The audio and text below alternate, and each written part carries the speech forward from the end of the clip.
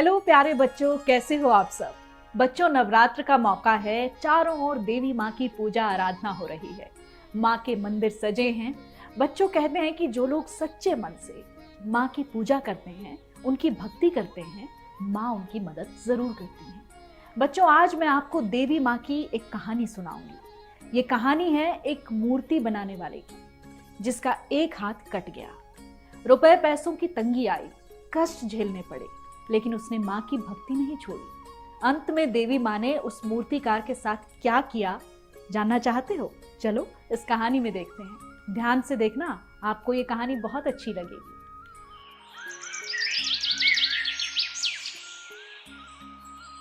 बच्चों, ये कहानी है नंदी गांव की, जहां राजू नाम का एक शिल्पकार रहता था। राजू का काम था मूर्तियां बनाकर शहर में बेचना। उसी से उसका घर खर्च चलता था। एक दिन की बात है, जब वो घर जा रहा था तो उसका एक्सीडेंट हो गया, जिसमें उसका दाहिना हाथ कट गया। एक्सीडेंट में हाथ कट जाने के बाद राजू का जीवन बड़ा मुश्किल भरा हो गया। राजू की बीवी चंपा से उसकी हालत देखी नहीं जा रही थी और वो कहने लगी, हे देवी माँ, ऐसा कौन सा पाप किया था हमने जो मेरे पति को ऐसी सजा दी? भगवान, इतनी बड़ी सजा क्यों दी आपने हमें? अब हमारा घर खर्च कैसे चलेगा? अब तो लोगों से कर्जा भी लेना पड़ रहा है, वो कैसे चुकाएंगे? फिक्र ना करो चंपा, क्या हुआ जो मेरा एक हाथ मुझसे छिन गया, दूसरा हाथ तो अभी है। मैं इसी से मूर्तियाँ बनाऊंगा और फिर से बाजार में बेचूंगा। कैसी बातें कर रहे हो? आपको पता है ना, आपका एक हाथ अब नहीं बचा है। आप एक हाथ से कैसे मूर्तियाँ बनाएंगे? तुम इसकी चिंता मत करो। वैसे भी अभी नवरात्रि आने वाली है, काफी लोग देवी माँ की मूर्तियाँ बनवाने के लिए आएंगे। अगर मैं ऐसे ही बैठकर हाथ का शौक मनाता रहा तो मैं कुछ कर नहीं पाऊंगा। मुझे वापस दुकान पर जाना ही होगा। राजू हिम्मत करके फिर से दुकान पर चला गया। राजू मन ही मन सोचने लगा कि अगर मैंने अब एक ही हाथ से काम शुरू किया तो कुछ पैसे तो हाथ में आएंगे, जिससे घर खर्च चलेगा। राजू ने एक हाथ से मूर्ति बनाना शुरू कर दिया। उस रोज राजू को मूर्ति बनाने में काफी दिक्कत आई। मूर्ति पूरी तरह से बन भी नहीं पाई। आखिरकार उदास मन से राजू घर पहुंचा। राजू की मायूसी देखकर उसकी बीवी चंपा बोली, क्या हुआ जी, उदास क्यों हो? देवी माँ की मूर्ति अभी बनी या नहीं? मैं कोशिश कर तो रहा हूँ, लेकिन मूर्ति अभी तक बनी नहीं। राजू, मुझे लग रहा है तुम बहुत लेट हो गए हो। अब तो लोगों ने बाजारों से मूर्तियाँ भी खरीद ली होंगी। अरे देखते हैं चंपा, तुम परेशान मत हो, देवी माँ मदद करेंगी। लेकिन पहले मुझे कुछ खाने को ला दो।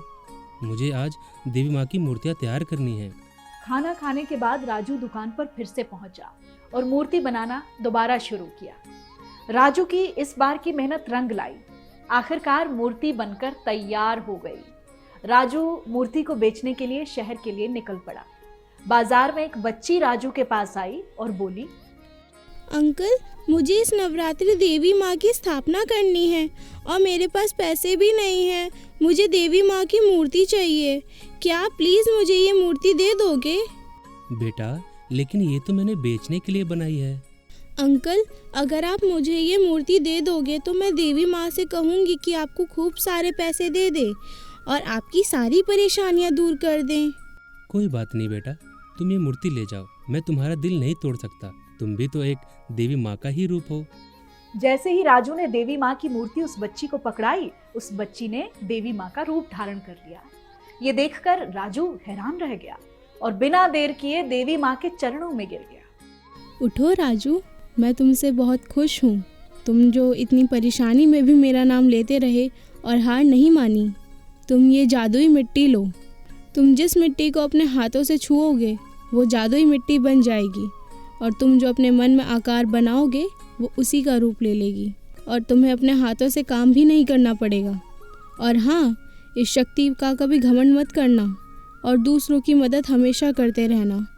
देवी माँ के अनुसार राजू ने जादुई मिट्टी को छूकर मन से मूर्तियां बनाने के बारे में सोचा और मूर्तियां बनाना शुरू कर दिया।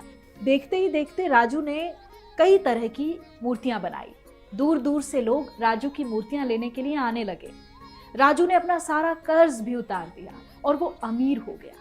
उसकी पत्नी भी बहुत खुश रहने लगी। राजू रोज इसी मन से मूर्ति के आकार को सोचता और फिर मिट्टी को छूता, जिससे मूर्तियां बन जाती। एक दिन की बात है, एक अनजान व्यक्ति राजू के पास पहुंचा और बोला, राजू भैया, क्या आप मेरी मदद करेंगे?